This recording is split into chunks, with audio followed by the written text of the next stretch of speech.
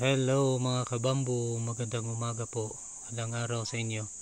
Balik na naman tayo dito sa Hamnidas Bamboo Channel.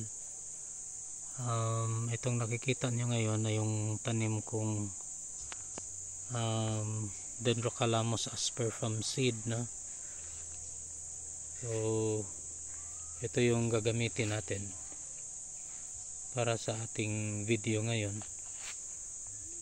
How to propagate giant bamboo. Ito po yung tinatawag nating giant bamboo, Dendrocalamus asper. Giant bamboo na gamit po natin ay yung cuttings, cam cuttings po, yung puno. Yung mga usual na makikita nyo na binebenta ay yung branch cuttings po. Bali yung ginagawa nila, ito yung tinatanggal nila. Itong titinan nyo, ayan o, may roots na sila. Ito yung tinatanggal nila galing sa puno, tsaka binubuhay na, pinopropagate. So gagawin natin ay hindi natin ikat yung branch, kundi cam yung gagamitin natin. Ito pa yun, marami pa yung makukuha natin dito. Isa, dalawa, meron pa doon sa taas. Yan, 3, 4, mga 5 siguro makukuha natin dito. So ito yung susubukan natin.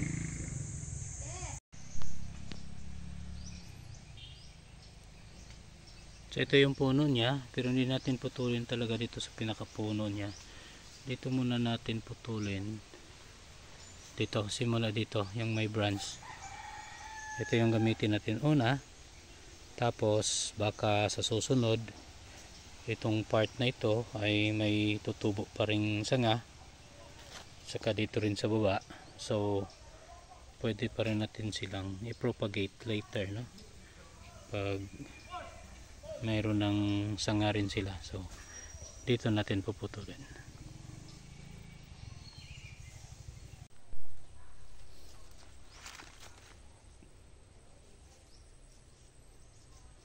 So putulin natin dito mga 1 to 2 inches sa baba ng node.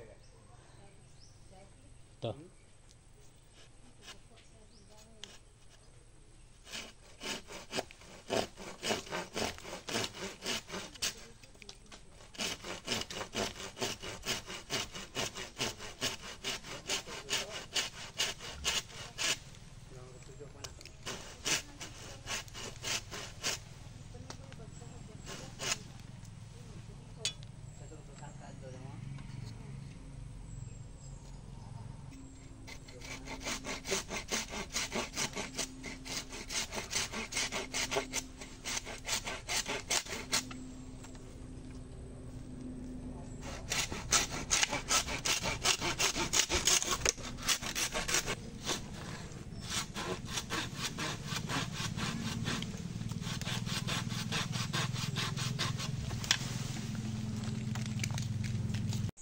So ang susunod na natin gawin ay putulin natin yung mga sanga niya, no? So galing dito sa node, pinaka node niya, magbilang tayo ng 2 nodes naman. Okay, isa lang ito kasi masyadong mahaba. So bali dito putulin natin, pati yung mga maliliit na sanga putulan din natin. Yan, ito yung mga puputulin natin. Yan, ito dito. Kasi dito yung tutubo, yung branch na naman niya. Tapos dito sa part na to, dito tutubo yung roots.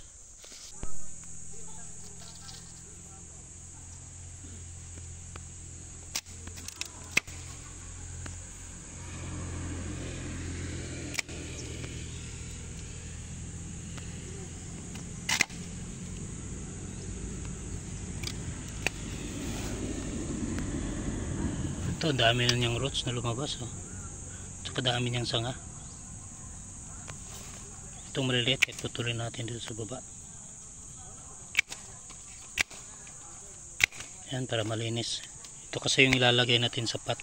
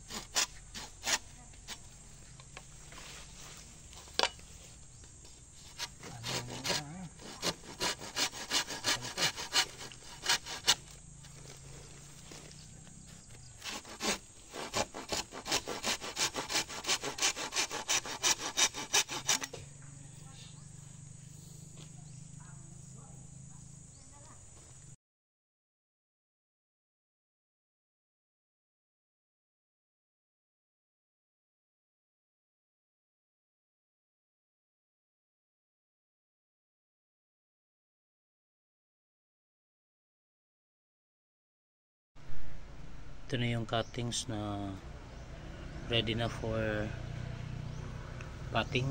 Ay babad na natin ito ng more than 30 minutes na actually.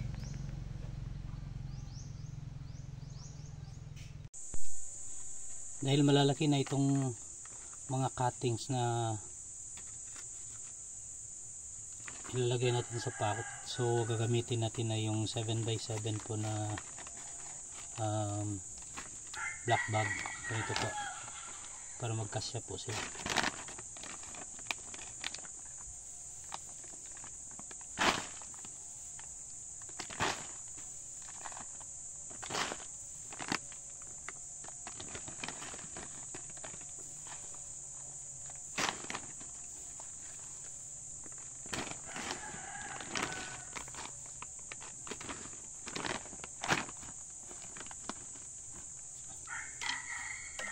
Ito.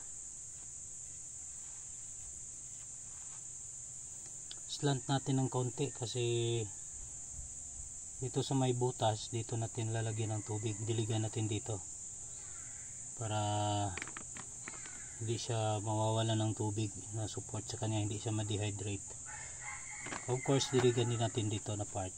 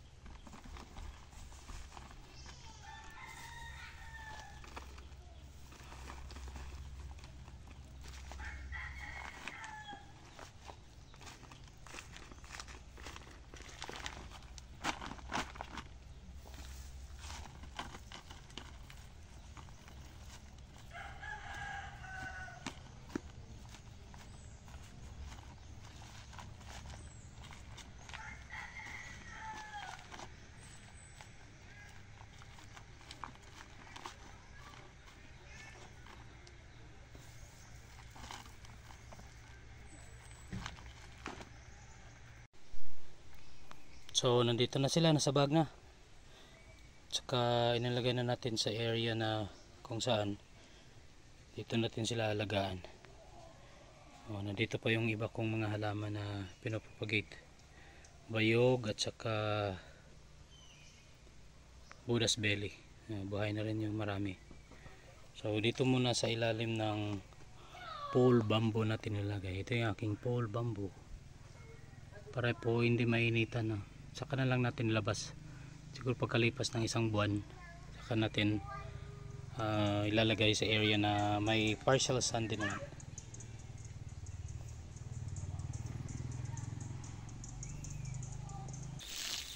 So kagaya rin sinasabi ko, ganito yung pagdilig. Diligan natin dito sa labas, yung sa lupa, tapos itong butas ay pupunuin natin ng tubig.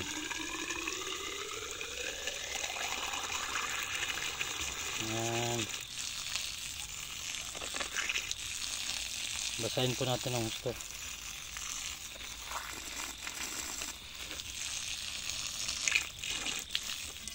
Ano na.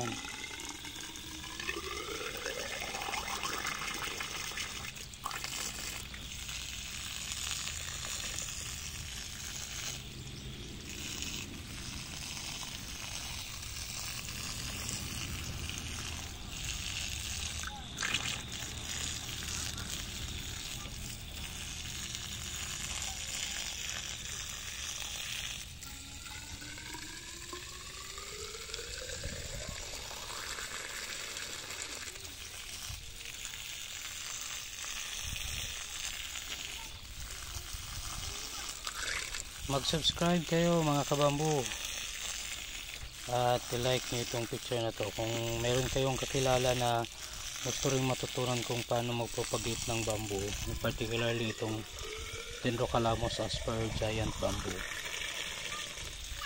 Share nyo to, so subscribe, kapag nagustuhan nyo mag-like kayo at share nyo ito. Ito po ay part 1. Bibigyan ko po kayo ng update kung kumusta na po itong pinopropagate ko, no? Kung mabuhay ba ito, ilan ang mabubuhay after ilang months po. Susubaybayan ko po ito, no? Mag-document din po ako nito kung anong mangyayari nito.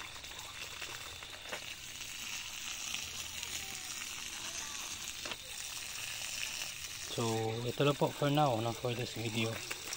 Maraming salamat po sa panonood.